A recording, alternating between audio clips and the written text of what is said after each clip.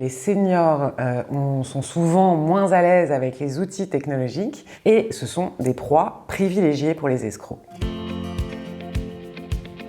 Bonjour à toutes et à tous et bienvenue dans ce nouveau numéro du Monde des Seniors, le format où l'on passe à la loupe tous les sujets qui concernent les grands-parents d'aujourd'hui. Cette fois-ci, on s'intéresse aux arnaques qui font chaque année en France des milliers de victimes, parmi lesquelles des seniors. Alors comment se protéger, comment réagir en cas d'arnaque? On vous éclaire. Le 12 novembre 2024, j'ai reçu un appel sur mon portable d'un homme qui s'est présenté comme un conseiller de ma banque. Il connaissait mon nom, mon adresse, même des détails sur mon compte bancaire. Du coup, j'ai pas fait attention, ça m'a mis en confiance. Il parlait très bien, de manière très rassurante, très conseiller bancaire, et il a vraiment semblé vouloir m'aider.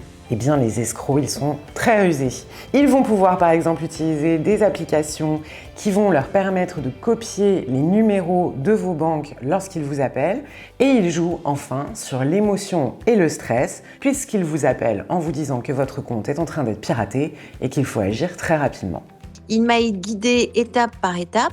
Il m'a demandé de valider un virement de 756 € avec mon application bancaire, ce que j'ai fait parce que je l'ai cru sur le moment et donc finalement j'ai validé le virement. Alors, c'est un type de fraude qui en effet est très fréquent. Il ne faut évidemment valider aucune opération si on vous le demande, ne donner aucun code de sécurité non plus, puisque dès qu'on vous demande ces éléments, c'est une arnaque. J'ai fait tout comme il m'a demandé. En fait, c'est en parlant avec ma fille que j'ai compris que j'avais peut-être été victime du fraude.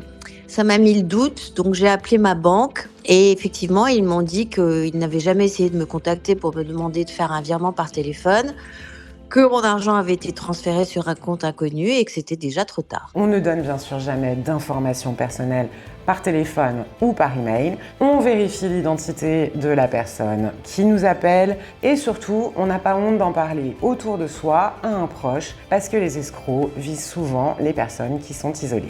Vous l'aurez compris, face à toutes ces menaces, la vigilance est la première des précautions. En cas d'escroquerie, n'hésitez jamais à porter plainte auprès d'un policier ou d'un gendarme. Un senior informé est un senior protégé. Merci de nous avoir suivis et à très bientôt pour un nouveau numéro du Monde des Seniors.